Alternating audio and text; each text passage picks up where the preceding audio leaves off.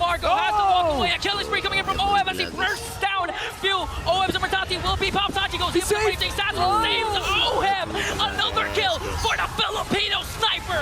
The cavalry marching on forward, and they will shut down the Falcons from the skies. And Matilda plus the Alpha went 6-0 later on towards even to the late game up against Onyx Philippines. There you go. guys. That's good play in Alpha and Matilda. Always good to watch here. Let's go into the first match of the day between. Might consider for some early aggression around the center of the map, because that's what you usually get with the Kali. They like to win the initial minion wave push out with the pokes. Yeah, you can even have like an option to invade the jungle as well. Speaking of jungle, especially Kyle Tlid has the Suyo.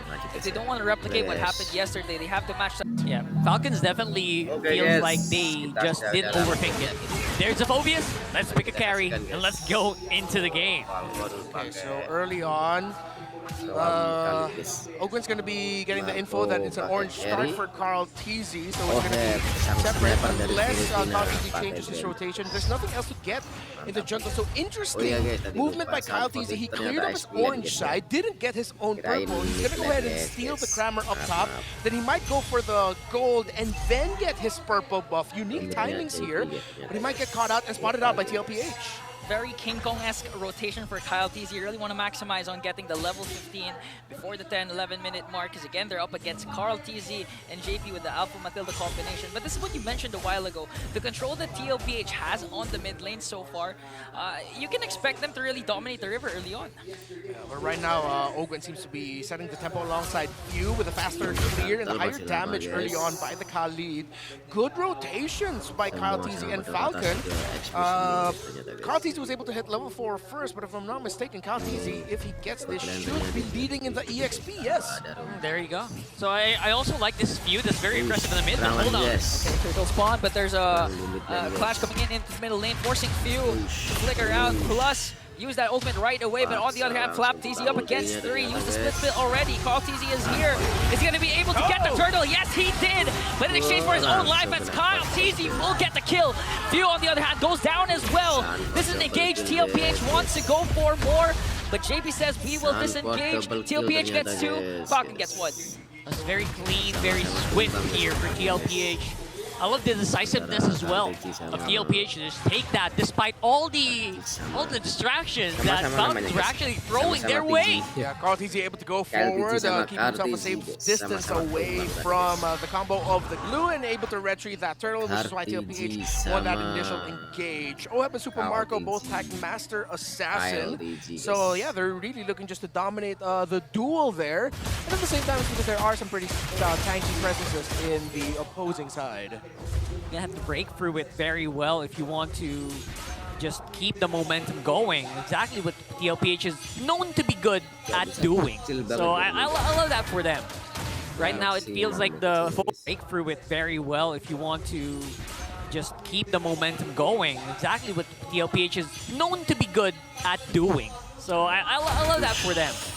Right now, it feels like the focus is going to be on that top side, forcing a Raging Sandstorm as well from Ogwen. That might force Falcon to play it safe for the next few minutes. I mean, they have to. They don't have the reach so far because Ogwen expended already his Raging Sandstorm, as you mentioned. On the other hand, JP though did use the Circling Eagle, but again, one Guiding Wind can actually activate TLPH to go in for the kill and charge right away. So it's looking good so far for the Cavalry.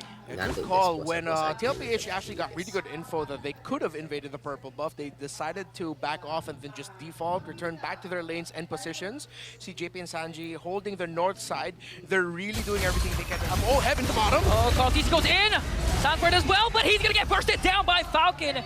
Few has the ultimate again, forcing out Sanford to walk away, but that's an engaged Falcon once again. That was out of nowhere. TLPH forcing a reaction here on the middle lane, but Sanji and JP has to walk away up against 4 of Team Falcons. That's beautiful timing for Falcons, knowing that there were not really any TLPH members left there to back them up. They went in for the kill and got a pretty easy one. Now they go for 2. Might try this. Sanji has Raging Sandstorm. They can go for this. Okay, let's see. Carl TZ's in the picture right now. And Ogwen just charging up. Also has his Flicker plus the Raging Sandstorm. So let's see who's going to initiate first. Got a 5-5 on our hands, getting ready on that turtle.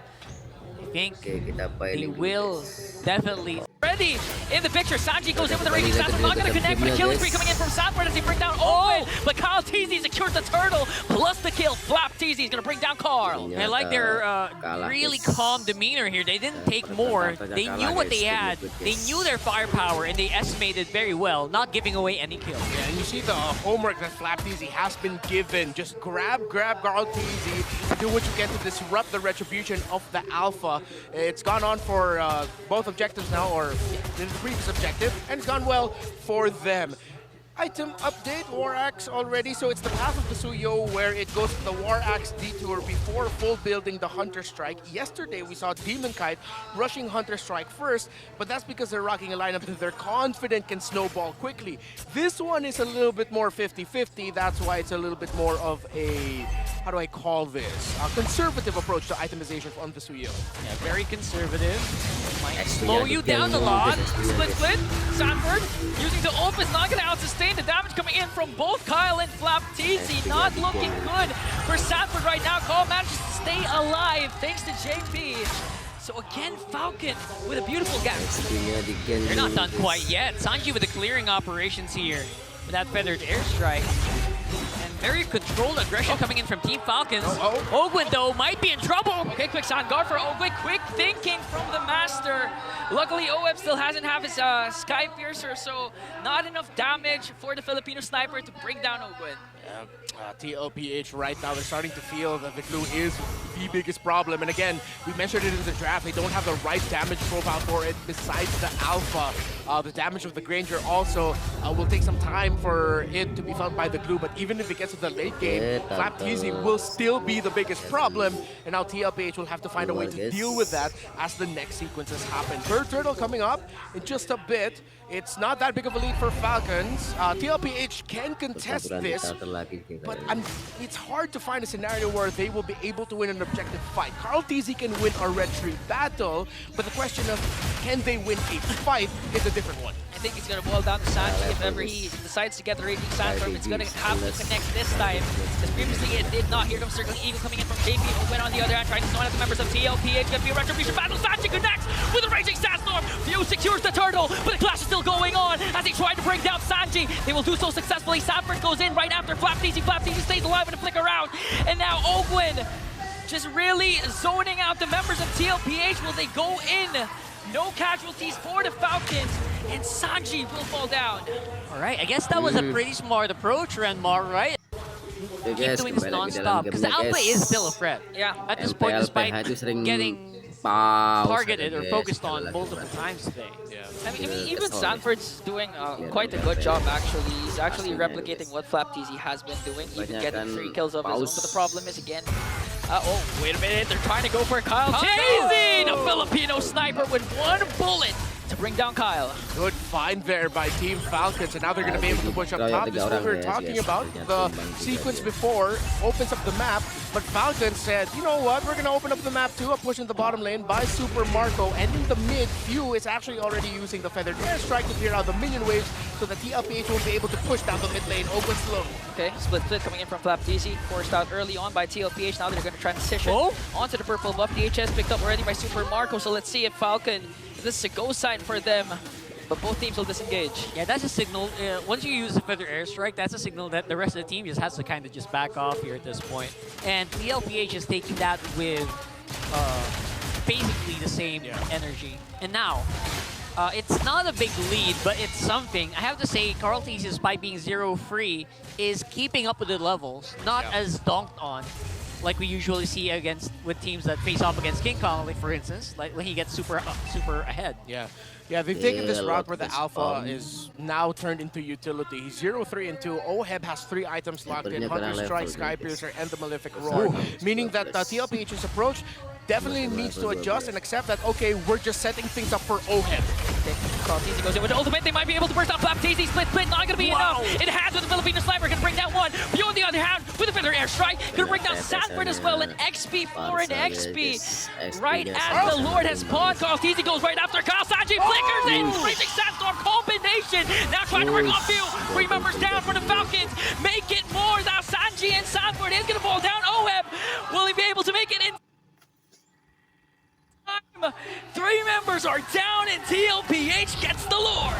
The young Phenom, what a play by Sanji. Flicker Raging Sandstorm as the Valentina, and then he went to the other side of the wall and got another kill at that more. Whoa, Marco, gonna bring down two. Oheb is not in the picture, now Champi flickers in, bringing Carl Teasy with him. Owen uses the Raging Sandstorm to disrupt the formation of TLPH. Super Marco, super activated with 2-0-2. TLPH has taken no breaks whatsoever. They keep fighting, and they don't seem to be running out of bullets. Oh my goodness. All right. Things have finally simmered down after a hot 30, 40 seconds of action that we've seen. Lord marching up top there for TLPH. And they are definitely in control right now. But Falcons, in terms of the resources, are very close. FlapTZ already has the Athena shield. He should be surviving a little bit more of the magic damage dished out by the Valentina. That's becoming a problem for him. Nice engagement here from Oquin. Think they want to go for something here. A flap.